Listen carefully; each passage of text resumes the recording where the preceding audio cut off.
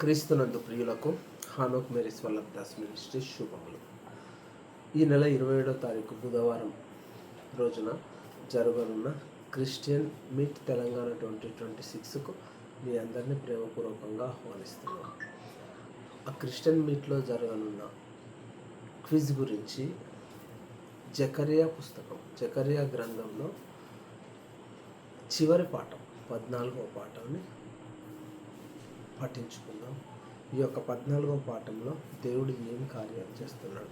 ఈ 14 చెప్పాలంటే 13 చాలా ఇంపార్టెంట్. ఈ 13 ఎందుకు ఇంపార్టెంట్ అంటే 13లో దేవుడు ఏం చెప్పాడు అంటే జకర్యాతోటి ఇక మీదట ప్రవక్తలు ఉన్నారని చెప్పింది. ఆఖరి ప్రవక్తలు వీళ్ళతో దేవుడు మాట్లాడేది ఆ రోజు అక్కడ ఉన్న ఒక్క ఇశ్రాయేలీలతోటే కాదు. ఈ 14వ అధ్యాయంలో మాట్లాడేది మొత్తం ఆ రోజు నుంచి ఈ రోజు వరకు, భూమి అంతమైపోయే వరకు, అంటే యేసుక్రీస్తు రెండవ రాకడ వచ్చే వరకు ప్రతి ఒక్కరికి సంబంధించిన విషయం ఇది. ఇక్కడ ఇశ్రాయేలు అంటే యెహోవా దేవుణ్ణి నమ్మే జనాలు అని అర్థం. ఈ అధ్యాయంలో ఇశ్రాయేలు దేవుని ప్రజల అయిన ప్రతి ఒక్కరికి హెచ్చరికలు, తీర్పుల గురించి మాత్రమే ఈ 14వ అధ్యాయం. అంటే ఆ 13వ అధ్యాయంలో క్లియర్గా జకర్యా చెప్పేసింది, ఇప్పటి నుంచి జకర్యాకు దేవుడు చెప్పేసింది, ఇప్పటి నుంచి ప్రవక్తలు లేరు, చివరి ప్రవక్తలు వీళ్ళే అన్నట్టు. ఎవరు? మలాకి, హగ్గై, జకర్యా, ఈ ముగ్గురే చివరి ప్రవక్తలు. వీళ్ళ తర్వాత ప్రవక్తలు లేరు, ప్రవచనాలు లేవు, దేవునికి మనుషులకు మధ్య వారధులు లేరు.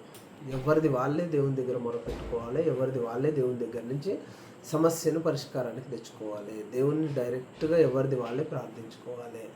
సంఘము మాత్రము మంచి చెడులకు అన్నిటికీ కలవడానికి సంఘము ఉండాలి, సంఘానికి ఒక కాపరి ఉండాలి అనేది ఆదిమ సంఘంలో నిర్ణయించారు. కాబట్టి ఇక్కడ మొదట ఇశ్రాయేలు సంఘంలో కూడా, యెరూషలేము దేవాలయంలో కూడా ప్రవక్తలతో పాటు కాపర్లు కూడా ఉన్నారు.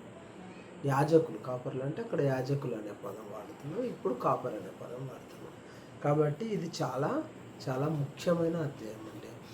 ఈ అధ్యాయంలో మొత్తం ఎన్ని వచనాలు ఉంటాయి? ఈ అధ్యాయం ఏ పదంతో స్టార్ట్ అవుతుంది, ఏ పదంతో ముగించబడుతుంది?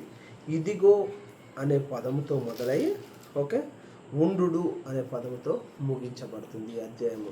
ఉండు అనే పదానికి ఈ అధ్యాయమే కాకుండా ఈ గ్రంథానికి కూడా చివరి మాట, జకర్యా గ్రంథానికి కూడా చివరి మాట. కాబట్టి ఈ ఉండు అనేది గుర్తుపెట్టుకోవాలి. తర్వాత ఈ అధ్యాయంలో ఉన్న వచనాలు 21 వచనాలు.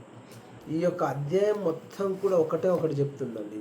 యెహోవా దినము యెరూషలేముపై, యెహోవా దినము వస్తుంది, యెరూషలేముపై యుద్ధము, దేవుడే అంతిమ విజయము గురించి చెప్తుంది.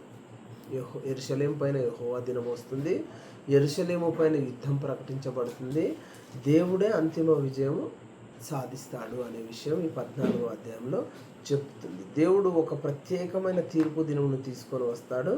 అప్పుడు జనములు యెరూషలేముపై యుద్ధానికి పూనుకుంటారని. అంటే ఆ దినమున యెరూషలేము పైన యుద్ధం వస్తుంది. యుద్ధం వచ్చినా కానీ యెరూషలేము పైన యుద్ధంలో దేవుడు తన ఇశ్రాయేలు జనాంగాన్ని కాపాడి, యూదా జనాంగాన్ని కాపాడి, శేషించిన వారు అంటే ఎవరు? అందరినీ సంహారం చేసి దేవుని యందు భయభక్తులు కలిగిన వారిని మాత్రమే, యెహోవా దేవుని మీద గురిగా ఉండి నమ్మిన వారిని మాత్రమే ఉంచి వాళ్ళకే రాజ్యపాలన అప్పచెప్తా అని చెప్తున్నాడండి. ఇక్కడ ఏంటి అంటే ఇశ్రాయేలు దేశము, యెరూషలేము దేవాలయం ఉన్న ఇశ్రాయేలు దేశం చుట్టూ ఉన్న దేశాల యొక్క ప్రజల గురించి కూడా ఈ అధ్యాయంలో మాట్లాడుతున్నాడు దేవుడు. ప్రతి జనము గురించి మాట్లాడుతున్నాడు. ఎందుకంటే అంతిమ యుద్ధం, ఆ యుద్ధం అక్కడ ఇశ్రాయేలీలు అంటే ఇప్పుడు జకర్యా కాలంలో ఇశ్రాయేలు జనాంగము బబులోనుకు చెరపట్టబడి చెర నుంచి, బానిసల నుంచి విముక్తులయ్యే రోజుల్లో ఉన్న ఇశ్రాయేలు జనాంగము అంటే దేవుని సంతానము, దేవుని యొక్క బిడ్డలు. ఇప్పుడు ప్రపంచం మొత్తంలో ఎవరైతే యెహోవా దేవుని, యేసుక్రీస్తుని నమ్మి ఆరాధిస్తున్నారో వాళ్ళందరికీ సంబంధించి వాళ్ళందరూ ఇప్పుడు ఇశ్రాయేలు జనాంగం అన్నట్టు, యెహోవా దేవుని జనాంగం అన్నట్టు. యెహోవా దేవుని జనాంగానికే ఇశ్రాయేలు జనాంగం అని పేరు. ఎందుకంటే అబ్రహాము, ఇస్సాకు, యాకోబు దేవుడు, ఆ యాకోబు దేవుణ్ణి ఎవరైతే ఆరాధిస్తున్నామో వాళ్ళందరం దేవుని పిల్లలు. కాబట్టి మనందరి గురించి ఈ యొక్క అధ్యాయము అప్పుడు ఉన్న ఇశ్రాయేలులకే అన్వయించుకోవద్దు, ప్రస్తుతం ఉన్న మొత్తం దేవుని ప్రజల గురించి, యెహోవాని ఎరిగి యేసుక్రీస్తుని ఆరాధిస్తున్న ప్రజలందరి గురించి మాట్లాడుతున్న వచనం. ఇక్కడ వచనం చూసుకుందామండి. క్లుప్తంగా ఉంటుంది. 13 పాఠాలు 13 అధ్యాయాలు నేర్చుకోరు కాబట్టి ఇది ఏంటంటే యెహోవా దినం వస్తుంది. మనం ఇప్పుడు కూడా అదే మాట్లాడుకుంటున్నాము. యేసుక్రీస్తు రెండో రాకడ వస్తుంది. అట్లాగే అప్పుడేంది యెహోవా దినం వస్తుంది.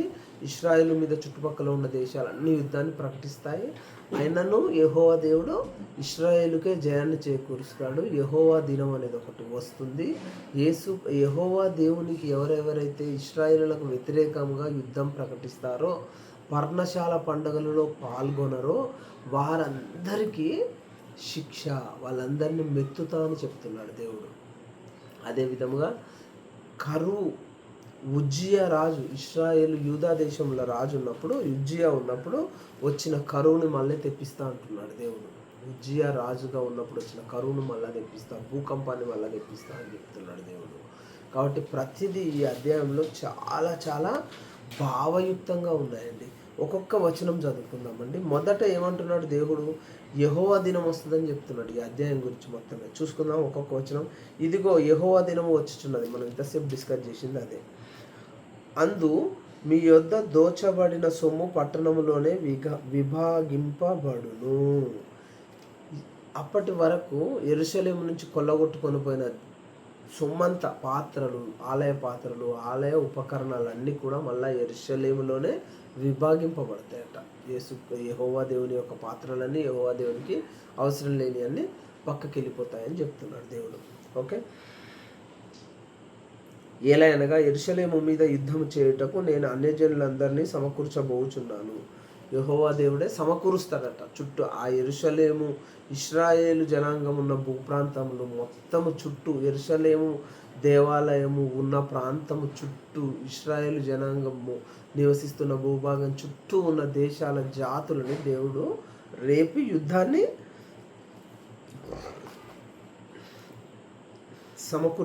అందరినీ, అన్యజనులందరినీ ఏకతాటి మీదకి తీసుకొచ్చి యుద్ధానికి రేపబోతున్నా అంటున్నాడు. పట్టణము పట్టబడును, ఇండ్లు కొల్లగొట్టబడును, స్త్రీలు చెరపబడుదురు, పట్టణములో సగము మంది చెరపట్టబడిపోవుదురు. ఏమంటున్నాడు? దాని మీద యుద్ధం వస్తే ఏం జరుగుతుంది? ఇశ్రాయేలు భూభాగంలో ఏం జరుగుతుంది? ఇశ్రాయేలు నివసిస్తున్న భూభాగంలో ఏం జరుగుతుందో దేవుడు చెప్తున్నాడు. ఏం జరుగుద్దట? ఇండ్లు కొల్లగొట్టదు. అంటే యుద్ధం అంటే అట్లాగే ఇండ్లు కూలిపోతూనే ఉంటాయి. తర్వాత స్త్రీలు చెరచబడుదురు. అనాది కాలంలో యుద్ధాలు జరిగినప్పుడు ఒక దేశం మీద ఇంకో దేశం వస్తే ఆ స్త్రీలని చెరచబట్టడం అనేది అప్పుడు మామూలుగా ఉన్న తంతునే. ఓకే. పట్టణంలో సగము మంది చెరపట్టబడిపోదురు. అంటే ఆ చెరపట్టబడిన స్త్రీలు చచ్చిపోగా, అందరు చచ్చిపోగా మిగిలిన వాళ్ళ సగం మందిని చెరపట్టబడి తీసుకొని పోతారట. అయితే శేషించిన వారు నిర్మూలము కాకుండా పట్టణంలో నిలుతురు. చెరపట్టబడిన వాళ్ళు తీసుకుపోయిన తర్వాత మిగిలిన వాళ్ళు, అంటే ఆ భూభాగంలో అక్కడ పంటలు పండించడానికి, అక్కడ ఉన్న కార్యక్రమాలు చూసుకోవడానికి మిగిలిన జనాలను ఏం చేస్తారట? మిగిలిన జనాలు నిలుతురు, అంటే అక్కడ ఉంటారు. 3వ వచనం. అప్పుడు యెహోవా బయలుదేరి తాను యుద్ధకాలమున యుద్ధము చేయు రీతిగా ఆ అన్యజనులతో యుద్ధము చేయును. ఇదంతా జరిగిపోయిన తర్వాత ఇశ్రాయేలు భూభాగము మీద మొత్తం యుద్ధము జరిగి, ఇండ్లు కూలగొట్టి, తర్వాత స్త్రీలను చెరచబట్టి బానిసలుగా కొంతమందిని తీసుకొని పోయిన తర్వాత ఇక్కడ శేషించిన జనాలు, మిగిలిన జనాలు ఉన్నప్పుడు యెహోవా వచ్చి అన్యజనులందరి మీద యుద్ధాన్ని ప్రకటించి, అప్పుడు యెహోవా బయలుదేరి తాను యుద్ధకాలంలో యుద్ధము చేయు రీతిగా అన్యజనులతో యుద్ధము చేయును. ఆ దినమున యెరూషలేము ఎదుట తూర్పు తట్టునున్న ఒలివ కొండల మీద ఆయన పాదములుంచగా, ఒలివ కొండ తూర్పు తట్టునకును పడమటి తట్టునకును నడిమికి విడిపోవును. ఆయన అంటే ఇక్కడ యెహోవా దేవుడు అండి. యెహోవా దేవుడు ఒలివల కొండ మీద పాదము మోపగానే ఒలివ కొండ 2 భాగాలుగా చీలిపోతుందట. ఈ 2 భాగాలు ఎటు? తూర్పు తట్టునకు, ఒలివ కొండ తూర్పు తట్టునకు పడమటి తట్టునకు నడిమికి విడిపోయింది. తూర్పు పడమర భాగాలుగా 2 భాగాలుగా విడిపోతుందట. ఓకే. విడిపోయి సగము కొండ ఉత్తరము తట్టునకును సగము కొండ దక్షిణము తట్టునకు జరుగును గనుక విశాలమైన లోయ ఒకటి ఏర్పడును. అంటే ఓవరాల్గా మొత్తం 4 భాగాలు విడిపోతుందండి. ఫస్ట్ ఏమో 2 భాగాలు ఇట్లా విడిపోతుంది. ఈ 2 భాగాలుగా విడిపోయిన తర్వాత తూర్పు పడమరలు అయిన తర్వాత ఈ భాగం ఏంది ఉత్తర దక్షిణాలుగా కూడా మళ్ళీ విడిపోతుంది. అంటే ఒలివల కొండ 4 భాగాలుగా విడిపోతుందండి. విడిపోయి సగము కొండ ఉత్తరము తట్టునకును సగము కొండ దక్షిణము తట్టునకును గనుక విశాలమైన లోయ ఒకటి ఏర్పడును. ఉత్తర దక్షిణాలుగా విడిపోయిన తర్వాత ఫస్ట్ ఏమో తూర్పు పడమరలుగా విడిపోతుంది. తర్వాత ఉత్తర దక్షిణాలుగా విడిపోయిన తర్వాత గనుక విశాలమైన లోయ ఒకటి ఏర్పడుతుందట. లోయ 2 ఆ ఒలివల కొండ 4 భాగాలుగా విడిపోగానే దాంట్లో లోయ ఒకటి ఏర్పడుతుంది. లోయ అంటే దారి ఒకటి ఏర్పడుతుంది అన్నట్టు. ఇక్కడ లోయ అని ఇచ్చిన దారి. కొండల మధ్య కనపడు లోయ అజీలు వరకు సాగగా మీరు ఆ కొండ లోయలోనికి పారిపోవుదురు. అంటే ఆ కొండ అజీలు వరకు అంటే మొత్తం ఏమంటారు, అజీలు అంటే ఇంగ్లీష్లో ఒక పదం ఉంటుంది. అజీలు వరకు ఓకే సాగిపోగా ఆ కొండ లోయలోనికి పారిపోతారట. ఆ కొండ లోయలో నుంచి బయటికి వెళ్ళిపోతారు, పారిపోతారని దేవుడు చెప్తుంది. యూదా రాజైన ఉజ్జియా దినములలో కలిగిన భూకంపమునకు మీరు భయపడి పారిపోయినట్లు మీరు పారిపోవుదురు. చూడండి, ఎవరు పారిపోతారని చెప్తున్నాడు? ఉజ్జియా దినములలో జరిగిన భూకంపమునకు ఎవరు పారిపోయారు? అప్పుడు ఉజ్జియా పరిపాలనలో ఉన్న యూదా వారు పారిపోయారు. ఓకేనా? ఇక్కడ కూడా యూదా వారు పారిపోతారని చెప్తారు. ఉజ్జియా పాలన భూకంపం చూసింది ఎవరంటే ఉజ్జియా పరిపాలిస్తున్న ప్రజలు ఎవరు? యూదులే. వాళ్ళు యూదులే పారిపోతారని చెప్తున్నాడు. ఓకే, ఉజ్జియా దినములో భయపడి పారిపోయినట్లు మీరు పారిపోదురు. అప్పుడు నీతో కూడా పరిశుద్ధులందరూ వచ్చేదరు. అప్పుడు నీతో కూడా పరిశుద్ధులందరూ వచ్చేదరు. నీతో కూడా అంటే ఇక్కడ జకర్యాతో కూడా పరిశుద్ధులందరూ లోయలోనికి వచ్చేస్తారట. అంటే మిగిలేది పరిశుద్ధులే, ఇక వేరే వాళ్ళు కాదు. దేవుడు అన్యజనులందరినీ మెత్తేస్తా అని చెప్పేస్తున్నాడు. యుద్ధము చేసిన వాళ్ళందరినీ మెత్తేస్తా అని చెప్తున్నాడు, అన్యజనులందరినీ. ఓకే, నా దేవుడైన యెహోవా ప్రత్యక్షమగును. ఓకే, పరిశుద్ధులందరూ వస్తారు, అప్పుడు దేవుడైన యెహోవా ప్రత్యక్షమవుతాడు. ఓకే, యెహోవా ఆ దినమున ప్రకాశమానమునగునవి సంకుచితములుగా కాక వెలుగు లేకపోవును. సంకుచితములు అంటే చిన్నగా, ప్రకాశవంతమైన ఏంటంటే నక్షత్రాలన్నీ చిన్నగా అయిపోయి వెలుగు ఇవ్వవట, వెలుగు లేకుండా పోతుందని చెప్తున్నాడు. ఆ దినమున ప్రత్యేకమైనదిగా ఉండును. ఆ దినము ప్రత్యేకమైనదిగా ఉంటుంది అంటే నక్షత్రాలన్నీ కుంచుకపోయి వెలుగు తగ్గిపోతుంది కాబట్టి ఆ రోజు ప్రత్యేకమైన రోజుగా ఉంటుందని చెప్తున్నాడు. ఇది యెహోవాకు తెలియబడిన దినమున పగలు కాదు, రాత్రి కాదు, అస్తమయ కాలమున వెలుతురు కలుగును. అస్తమయము కాలమున అంటే సూర్యాస్తమయ కాలంలో వెలుగు అవుతుంది అంటే సాయంకాలం కూడా వెలుగు వస్తుంది ఆ రోజున అని చెప్తున్నాడు. అంటే ఈ మామూలుగా చీకటి 5-6 గంటలకు 7 గంటలకు ఉండే చీకటిలో వెలుగు వస్తుందని చెప్తున్నాడు. ఆ దినమున జీవజలములు యెరూషలేములో నుండి పారి సగము తూర్పు సముద్రమునకు సగము పడమటి సముద్రమునకును దిగును.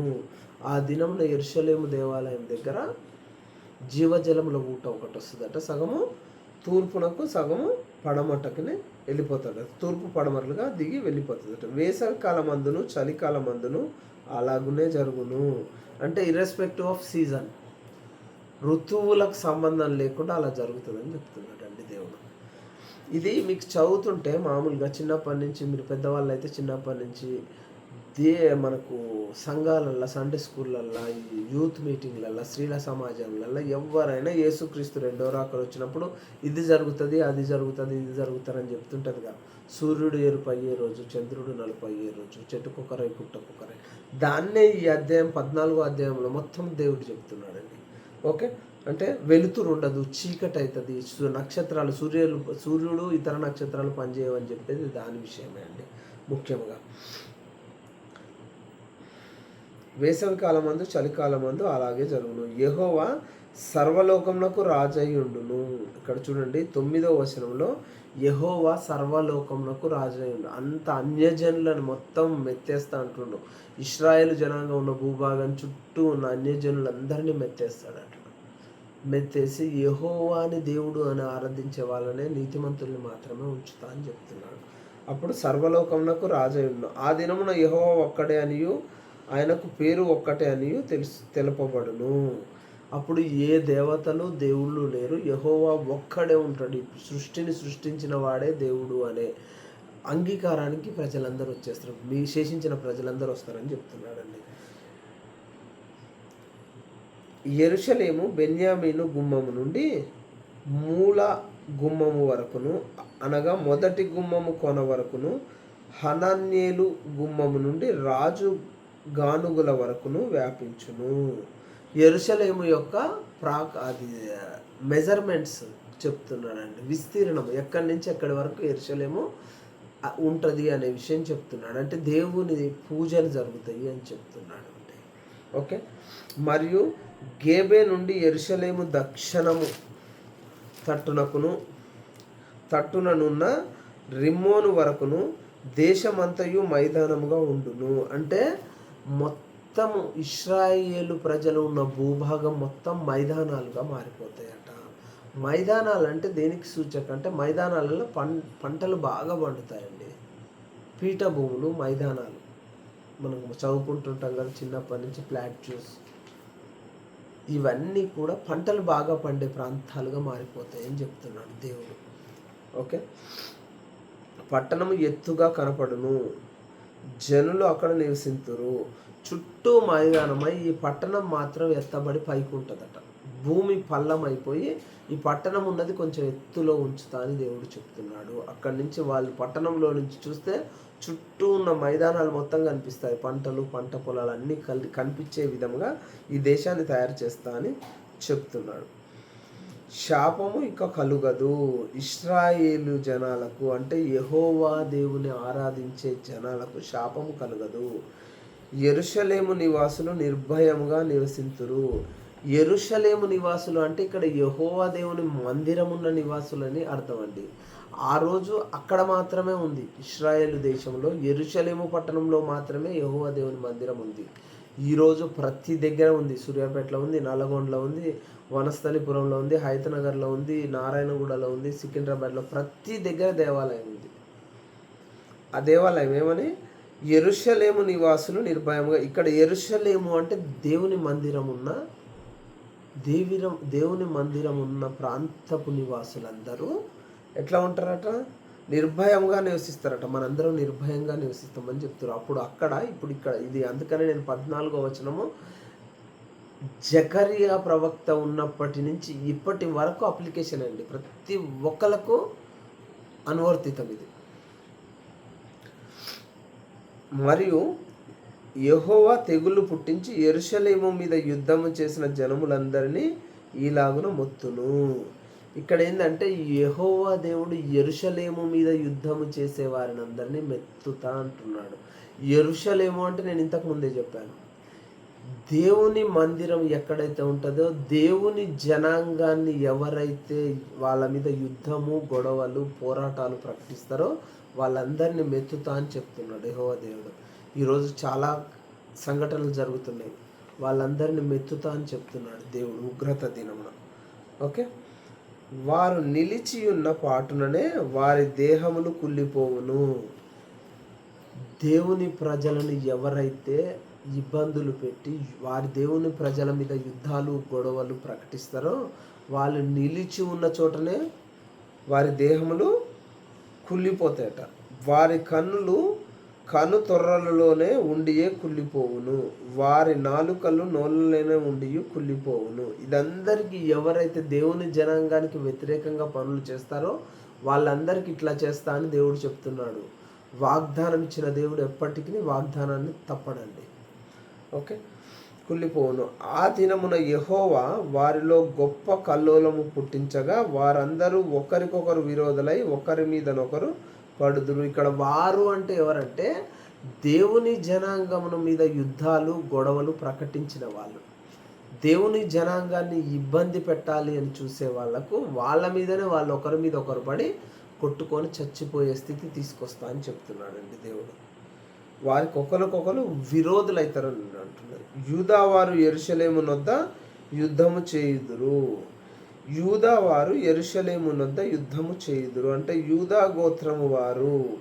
ఇక్కడ ఇప్పుడు మనం ఎవరు అంటే యూదా గోత్రం, యేసుక్రీస్తును మన రక్షకునిగా నమ్మేవారంతా యూదా గోత్రం వల్ల అండి.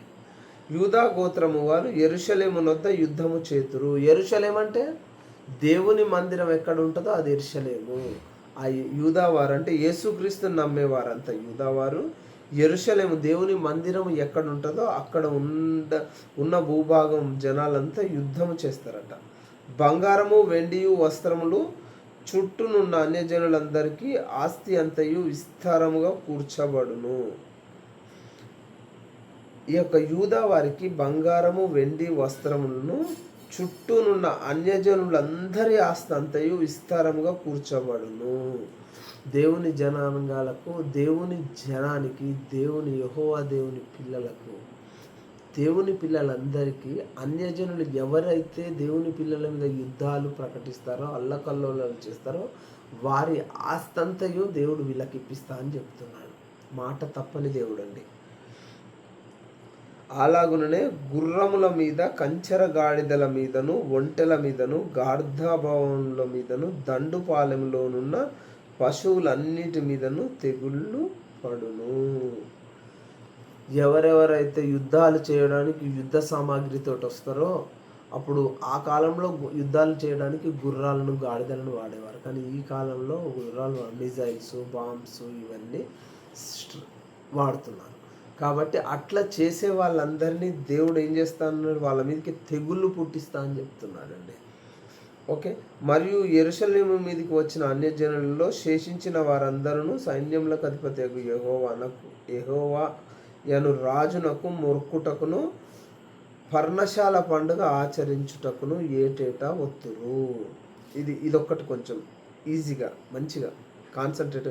మరియు యెరూషలేము మీదికి వచ్చిన అన్యజనులలో శేషించిన వారందరూ అంటే యెరూషలేము మీద యుద్ధము ప్రకటించిన వారిని దేవుడు మెత్తేస్తా అంటున్నాడు. దాంట్లో శేషించిన జనాలు అంటే కొద్ది గొప్ప మంది మిగులుతారు కదా, ఆ యొక్క ఉగ్రతను, ఆ భయంకరత్వాన్ని చూసి ప్రతి సంవత్సరము యెరూషలేము దేవాలయానికి వచ్చి సైన్యములకు అధిపతి యెహోవా రాజునకు మొక్కుటకు అందరూ వచ్చి యెహోవా దేవుని మొక్కుతారు. రాజుని, యెహోవా దేవుడు అంటే సైన్యములకు అధిపతి యెహోవా రాజుని మొక్కుతారు అని చెప్తున్నారు. ఆ రోజు జరిగే పండుగలు ఏంటి అంటే పర్ణశాల పండుగ. పర్ణశాల పండుగను ఆచరించుటకు ఏటేటా వత్తురు అంటే ఇశ్రాయేలు దేశానికి పర్ణశాల పండుగను అంటే పర్ణశాల పండుగ ఇశ్రాయేలు చేస్తారు కాబట్టి చుట్టుపక్కల ఉన్న జనాలు మొత్తం ప్రతి సంవత్సరం వచ్చి యెహోవా దేవుడే రాజు, మమ్మల్ని రక్షించే రాజు అనే పండుగను ఆచరిస్తారు. అన్యజనులందరూ వచ్చి ఆచరిస్తారు. లోకమందంతటా కుటుంబములలో సైన్యములకును అధిపతి యెహోవా నగు రాజును మొక్కుకొట్టుకై యెరూషలేమునకు రాని వారందరి మీద వర్షము కురవకుండును.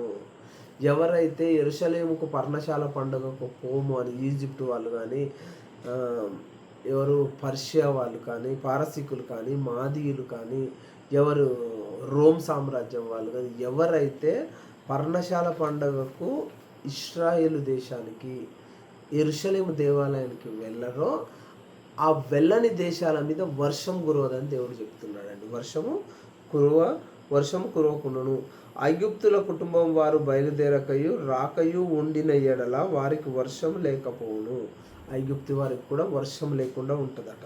పర్ణశాల పండుగ ఆచరించుటకై రాని అన్యజనులకు తాము నియమించిన తెగులుతో యెహోవా వారిని మొత్తును అంటే చంపేస్తా అంటున్నాడు. తెగులు పుట్టించి చంపేస్తా అని చెప్తున్నాడు అంటే దేవుడు.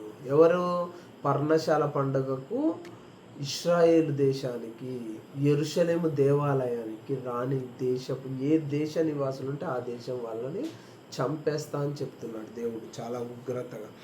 ఐగుప్తీయులకును పర్ణశాల పండుగ ఆచరించుటకు రాని అన్యజనులందరికీ రాగల శిక్ష ఇది. ఐగుప్తీయులకు ఏ దేశం వారికైనా రాగల శిక్ష ఇదే. అంటే మెత్తి చంపేస్తా అని చెప్తున్నాడండి దేవుడు. మెత్తుట అంటే చంపేస్తా. ఆ దినమున గుర్రముల యొక్క కళ్ళెముల మీద యెహోవాకు ప్రతిష్ఠితము అను మాట రాయబడును. గుర్రములన్నిటి మీద కళ్ళెములు అంటే గుర్రానికి కంట్రోల్లో పెట్టుకోవడానికి వేస్తారు. వాటన్నీ కూడా అంటే గుర్రములన్నీ కూడా యెహోవాకు ప్రతిష్టములను రాసి ఉంటాయంట ఆ రోజున. యెరూషలేమునందును యూదా దేశమునందును ఉన్న పాత్రలన్నీ సైన్యములకు అధిపతియగు యెహోవాకు ప్రతిష్ఠితములగును. ఆలయ ఉపకరణాలు మొత్తం అప్పుడు నెబుకద్నెజరు దేహ సంరక్షకుడు అయిన నెబుజరదాను తీసుకుపోయి కొల్లగొట్టి తీసుకుపోయి ఈ బబులోను బొక్కసంలో పెట్టిండు కదా, అవన్నీ తీసుకొచ్చిండు. మళ్ళీ తీసుకొచ్చిన తర్వాత ప్రతి ఒక్కటి దేవుని వస్తువు ప్రతి ఒక్కటి దేవునికే చెందుతుంది, దేవునికే ప్రతిష్ఠితమవుతుంది అని చెప్తున్నారండి. ఓకే, బలి పశువులను వధించు వారందరూ వాటిలో కావలసిన వాటిని తీసుకొని వాటిలో వండుకొందురు. ఈ యొక్క ఉపకరణాలు ఏవైతే ఉన్నాయో అవన్నీ కూడా బలి, పాప పరిహారార్థ బలి, ఈ యొక్క వివిధ రకాల బలులు ఇచ్చిన తర్వాత వాటిలలోనే వండి దేవునికి నైవేద్యాలు పెడతారని చెప్తున్నారు. మిగిలింది వీరు తింటారు, వాటిలలోనే వండుకొని తింటారు అని దేవుడు చెప్తున్నారు. ఆ దినమున కానానీయులు అంటే ఎవరంటే అండి, ఆ ఇప్పుడు ఇశ్రాయేలీలు నివసిస్తున్న భూభాగంలో ఇదివరకు నివసించిన జాతి కానానీయ జాతి. కానానీయ జాతి యొక్క ముఖ్య వృత్తి ఏంటంటే వ్యాపారం అండి. కానానీయులు ఆ దినమున కానానీయుడు ఇక సైన్యములకు అధిపతి యెహోవా మందిరంలో నుండడు. అంటే మందిరంలో ఉండడు అంటే వ్యాపారం చేసే ధోరణి ఉన్న వాళ్ళు ఎవ్వరు కూడా యెహోవా మందిరంలో ఉండడు అని దేవుడు సెలవిస్తుందండి. యేసుక్రీస్తు ప్రభు వారు కూడా వచ్చిన తర్వాత యెరూషలేము దేవాలయంలో కానానీయులు వ్యాపారం చేస్తుంటే చాలా రోషంతో కోపంతో వాటన్నిటినీ చిందరవందనం చేసి దేవుడు పవిత్రపరచాలి, దీన్ని అపవిత్రం చేస్తున్న దేవుని మందిరాన్ని అని మొత్తుకుంటారు. అంటే కానానీయుల ముఖ్య వృత్తి ఏంటిదంటే వ్యాపారం అన్నట్టు. కాబట్టి కానానీయులు లేకుండా పోతారంటే దేవుని ఆలయంలో వ్యాపారం చేసే వాళ్ళు లేకుండా పోతారు. ప్రస్తుత సమాజానికి కూడా జకర్యా 14వ అధ్యాయము ప్రస్తుత సమాజానికి కూడా వివరించదగ్గ అధ్యాయము. దేవుని మందిరంలో వ్యాపారం చేసే వాళ్ళకు, తర్వాత ప్రస్తుతం ప్రపంచంలో ఉన్న పరిస్థితులకు, తర్వాత దేవుని జనాంగం మీద జరుగుతున్న యుద్ధాలకు దేవుడు ఎట్లా తీరుస్తా అంటున్నాడు అనే విషయం క్లియర్గా చెప్తుంది. ఈ అధ్యాయం మొత్తం యెహోవా దినము గురించి చెప్తున్నాడు, రక్షణ దినము గురించి చెప్తున్నాడు, ఉగ్రత దినము గురించి చెప్తున్నాడండి. కాబట్టి ఇది చాలా క్లుప్తంగా 1కి 2 సార్లు వినండి, క్లియర్గా చదువుకోనండి. మీరు ఖచ్చితంగా మంచి జ్ఞానాన్ని జకర్యా గ్రంథం నుంచి నేను ఈ 14 క్లాసులు విని మీరు చదువుకున్న వాళ్ళు తరోగా ఒక క్విజ్కి సంబంధించిన అంశమే కాకుండా ఎక్కడనైనా ఈ యొక్క జకర్యా గ్రంథం ఎప్పుడు ఎట్లా జరిగింది, దేవుడు జకర్యా గ్రంథంలో ఏం చెప్తున్నాడు, జకర్యా గ్రంథం తర్వాత ప్రవక్తలు ఉన్నారా లేరా అనే విషయాన్ని బైబిల్ గురించి క్షుణ్ణంగా మీరు ఎవరితోటైనా తలెత్తుకొని డిస్కస్ చేయగలుగుతారు. ఆర్గ్యూ చేస్తారని చెప్పట్లేదండి, నేను ఆర్గ్యూ చేయకండి, ఎవరితోటి డిస్కస్ మాత్రమే చేయండి. తెలియని వారికి తెలియజెప్పండి, మీకు తెలియని విషయాలు ఏమైనా ఉంటే తెలిసిన వారి దగ్గర నుంచి నేర్చుకోండి. అంతేకాని నాది కరెక్టు అని ఎప్పుడు కూడా వాదోపవాదాలకు దిగొద్దు. ఈ 14 అధ్యాయాలని 1కి 2 సార్లు పెట్టుకొని బాగా వినండి. ఛానల్స్ ఆన్ చేసి బాగా విని కంప్లీట్గా కాంప్రహెన్సివ్ నాలెడ్జ్ సంపాదించుకోనండి. ఇంకా మెరుగైన సమాచారం ఎవరైనా కొంతమంది ఇచ్చినా కానీ వాళ్ళ దగ్గర నుంచి కూడా తీసుకోండి. మీ జ్ఞానం ఇంకా నేను చెప్పే క్లాసుల కంటే ఎక్కువ కూడా మీరు ఆలోచించే జ్ఞానం మీకు ఉండొచ్చు. ఆలోచించండి. ఖచ్చితంగా దేవునికి మోకరించి ప్రార్థించి మన తెలంగాణ 2026 క్రిస్టియన్ మీట్ సక్సెస్ అవ్వాలని దేవుణ్ణి ప్రార్థించండి. ఈ క్లాసులు ప్రతి ఒక్కళ్ళకు పంపండి, వినేలాగా చేయండి. మీరు దేవుడు ఆశీర్వాదాలు పొందుతారని మీ హానోక్ మేరీస్ వల్లభదాస్ మినిస్ట్రీస్ వారు